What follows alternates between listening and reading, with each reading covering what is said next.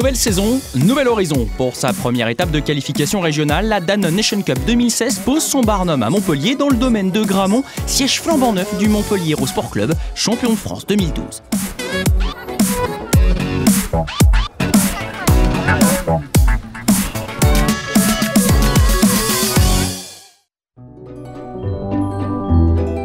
Ce 28 mars siffle donc le coup d'envoi de la grande aventure. En l'espace de 2 mois, plus de 4000 enfants à travers l'Hexagone vont s'affronter pour avoir l'honneur de représenter la France lors de la Coupe du Monde des moins de 12 ans qui se déroulera cet automne. Le principe est connu, mais la DNC ne manque jamais une occasion de se renouveler. À ce titre, cette 17e édition rime avec féminisation. Très sympa de voir l'équipe, alors des équipes complètement féminines. Jusqu'ici c'était déjà ouvert aux filles, donc on voyait des filles de temps en temps apparaître dans des équipes et parfois être dans les meilleurs joueurs de leurs équipes d'ailleurs. Mais là c'est des équipes complètement féminines. Montpellier, le Montpellier Hérault, l'équipe locale, le TFC, Toulouse Football Club également présente une équipe complète féminine. C'est génial, ça montre un peu l'égalité des sexes, même dans le sport. Et moi je dis j'achète. Allez, il reste 2 minutes, Ce tournoi, c'est une très grande opportunité dans notre club, donc on est très fiers d'être ici. Après, on est confiante pour la suite de ce tournoi et voilà, on essaye tout déchirer. Voilà un objectif partagé par 45 équipes. Pour ce faire, l'écueil des qualifications doit être franchi. 6 matchs de 12 minutes pour tout le monde. À la fin, les 8 premiers poursuivent l'aventure. Un règlement qui fait briller les copains de collège de Maena. Ici, c'est la période! À domicile, les petits du MHSC avancent à pas de géant, 6 victoires consécutives. Les quarts de finale sont en ligne de mire, tout comme pour l'OM ou Herbel, finaliste régional l'an dernier.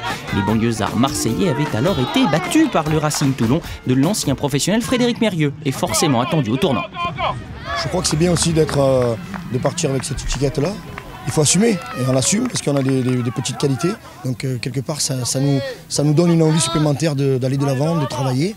Et cette année, ça va être dur, parce qu'on dit jamais 203, mais ça va être dur, ça va être dur. Mais on va essayer. On est là pour passer une bonne journée, pour essayer d'aller le plus loin possible et de finir dans les 8. Bon, c'est ça qui est important. Et la prochaine, tu vas la mettre en place. En effet, c'est plus compliqué pour sa nouvelle cuvée 16e. Exit le champion sortant, le changement est notamment incarné par l'Aviron bayonnais, où l'on n'oublie pas non plus le sens des priorités. On est dans un contexte aujourd'hui extraordinaire, on est à Montpellier, on est sur des pelouses ceintées. Nous, on n'a pas l'habitude de jouer dans des complexes comme ça, dans des clubs professionnels. Et donc, c'est pour eux, c'est ça le rêve. C'est aussi toucher du doigt ceux que peut-être ils ne verront jamais. Et donc, il n'y a pas que la performance, il y a, comme vous dites, l'encadrement qu'il y a ici. On a la chance d'avoir un temps qui est idéal. Et donc, il faut que ça soit une fête sur 24 heures en ce qui les concerne. Et à Bayonne, la fête, on sait faire. Malgré les 500 km de distance, les familles ont fait le déplacement. C'est super de les accompagner dans cette aventure parce qu'ils sont contents d'être là, du coup en les encourageant, c'est gentil. On a gagné du coup, c'est content.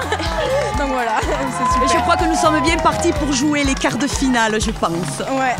Allez, allez, les bleus blancs de l'Aviron bayonnais. Ils sont là tous nos petits. Un dernier succès 4-1 sur Agde et voilà les Basques propulsés en phase finale pour la première fois.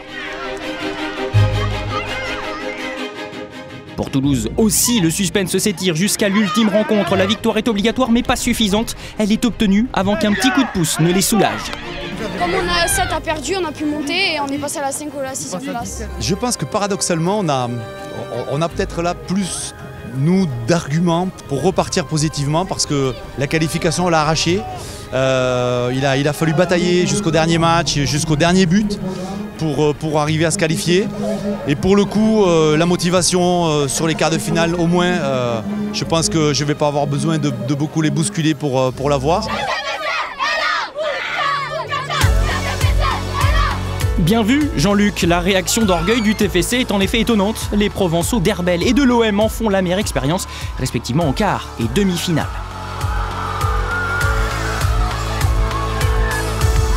Mais les Pitchouns se font voler la vedette par une bande d'irréductibles Aveyronnais. La forteresse donnait le château, 0 but encaissé depuis le matin, déjoue les pronostics en se hissant dans le dernier carré pour sa première participation et après un succès minimaliste sur l'Aviron bayonnais.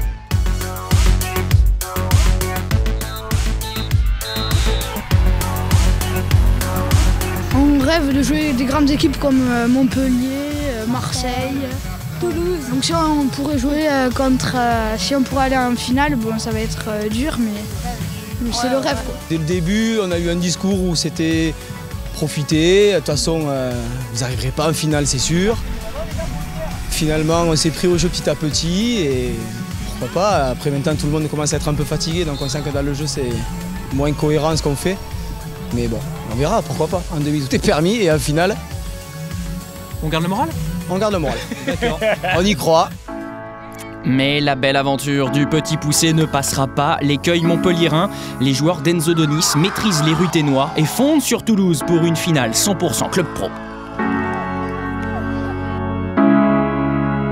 Les Héroltais y démontreront rapidement leur statut de meilleure attaque du jour avec une première mi-temps exceptionnelle, ponctuée de 2 buts inscrits par Yanis dès la première minute et Khalil à la 5e. Le TFC relancera le suspense grâce à Yanis. Il faut défendre, d'accord? On peut pas faire qu'attaquer les gars. Hein, il faut arriver à récupérer les ballons. Après, quand on a les ballons, essayons de les exploiter comme on a fait les 2 derniers ballons. Mais les mots du coach toulousain à la mi-temps ne changeront rien. Vainqueur 2-1, Montpellier gagne son billet pour la finale nationale du 15 mai à Lille. 9 ans que le club attendait ça. De quoi susciter des envies, c'est pourquoi le tournoi régional se poursuit. On se donne rendez-vous la semaine prochaine pour le résumé de la prochaine étape à Évian.